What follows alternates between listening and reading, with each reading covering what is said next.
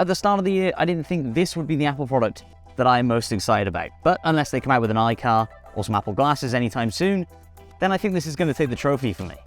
At $599, the Apple Mac Mini M2 is faster and cheaper than its predecessor. The new Mac Mini is the first Apple desktop to get upgraded with its M2 chip. And for the first time, you can choose to upgrade the Mac Mini with an even more powerful version, the M2 Pro. That $599 entry-level model packs an M2 chip with an 8-core CPU, a 10-core GPU, and 256 gigabytes of SSD storage. If you want even more power under the hood, you can pay extra for more memory, more storage, a faster Ethernet port, or the more powerful M2 Pro chip. The Mac Mini with the M2 Pro starts at $1,299, making the price of that upgrade roughly $700. Of course, for that upgraded price, you get more than just the upgraded M2 Pro chip. You get more memory, more storage, and more ports. The design of the new Mac Mini is almost identical to the previous Mac Mini, and that's absolutely fine by me. At just under £3, the Mac Mini M2 fits easily and discreetly into almost every desk arrangement. It looks good too, with rounded corners and a silvery aluminium chassis, sporting a big black Apple logo on top. Just like its predecessor, the Mac Mini M2 can appear as though it's floating slightly above your desk thanks to the elevated base. Don't be expecting to open up the case and upgrading the internals yourself though. These machines are designed to be serviced by Apple and Apple alone. There's a decent array of ports on the back of the M2 Mini, and obviously that gets even better when you upgrade to the Mac Mini M2 Pro. On the base model, you'll get a pair of Thunderbolt 4 ports, another pair of USB-A ports, an HDMI out, an Ethernet port, and a 3.5mm audio jack. Upgrade to the Mac Mini M2 Pro and you'll get double the Thunderbolt 4 ports. You also get improved external display support thanks to the added power of the HDMI 2.1 port on the M2 Pro version. But for true multi-monitor fiends, the Mac Mini with the M2 Pro can support up to 3 external displays via Thunderbolt. The entry-level Mac Mini is no slouch in this department either, and it can support up to 2 external displays at up to the same resolutions, 6K via Thunderbolt 4 and 4K via HDMI. In my first time using the Mac Mini M2 for work and play, I found it to be more than capable of handling just about anything I throw at it. I had no trouble flipping between 30 plus tabs in Chrome and Safari while listening to music and playing a game in windowed mode, and with all of that going on, still being able to open an application like Lightroom almost instantaneously. I was also surprised at how much fun I had playing games like Metro Exodus and Resident Evil Village, which run better than I expected on the upgraded M2 Pro chip. The Mac Mini M2 is a capable gaming machine, especially when fully upgraded. Although, let's face it, if gaming is the main reason that you're looking for a desktop machine, then Apple should not be your first choice.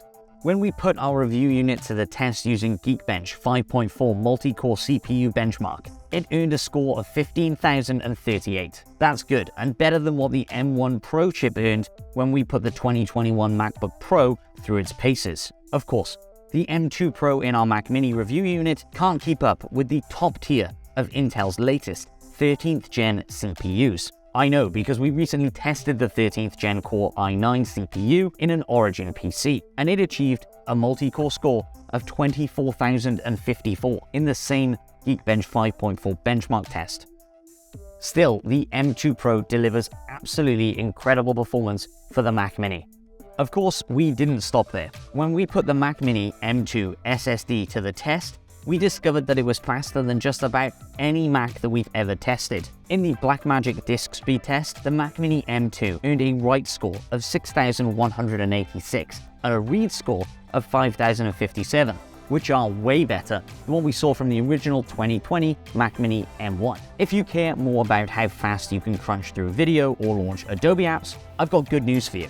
The Mac Mini with the M2 Pro is plenty fast enough at both. We've timed how fast it took our review unit to transcode a 4K video down to 1080p using Handbrake, and it managed the task in a speedy 4 minutes and 26 seconds, and just a bit faster than the 2021 MacBook Pro with the M1 Pro chip.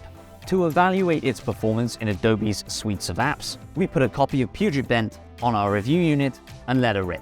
This software is designed to test a PC's performance in the most popular Adobe apps. And the Mac Mini M2 put up scores that are pretty beefy for its size. Our review unit earned a score of 964 in the Puget Bench Photoshop benchmark and 847 in the Premiere Pro benchmark.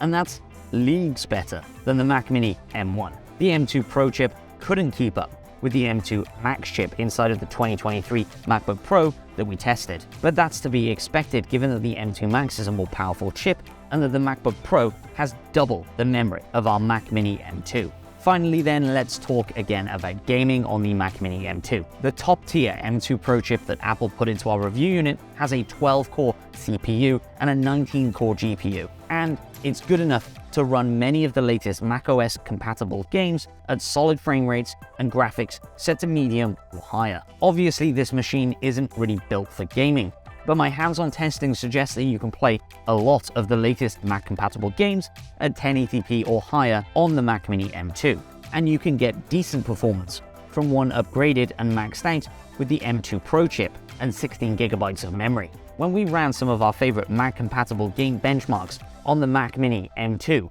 with the M2 Pro chip, we saw pretty good results that back up my own experience. When we ran the Rise of the Tomb Raider graphical benchmark, our review unit managed 53.2 FPS at 1080p resolution and hit just 8.7 at the Studio Display's native 5K resolution. While these scores pale in comparison to the best gaming PCs, they're quite good for a desktop Mac and prove that the Mac Mini M2 is more than capable of playing the best Mac games, especially when fully upgraded. After spending some time with the Mac Mini M2, it's not hard to recommend. The base model is faster and cheaper than its predecessor, making it the de facto best choice for anyone in the market for a pint-sized Mac desktop. Plus, the option to upgrade it with the M2 Pro chip is a welcome one that can turn this PC into a half-decent gaming machine. Sure, it can't compete with the best gaming PCs on the market, but it's far cheaper, smaller, and quieter than they are. And really, the biggest limitation of the Mac Mini M2's gaming potential isn't the hardware itself, but the lack of official macOS support for many of the best games. While you can get better raw performance out of a Mac desktop if you splurge for a Mac Studio with an M1 Ultra or old-fashioned MacBook Pro, both of those options will cost you several $1,000s more than a fully upgraded Mac Mini with an M2 Pro chip. They're great PCs for those that need and can afford them. But for the vast majority of us, the new Mac Mini M2 seems like a solid deal that delivers power and versatility at a fantastic price. Let me know down in the comments below what you think of Apple's latest Mac Mini with the M2 chip, and while you're down there, make sure you subscribe to Tom's Guide here on YouTube, and I'll see you on the next one.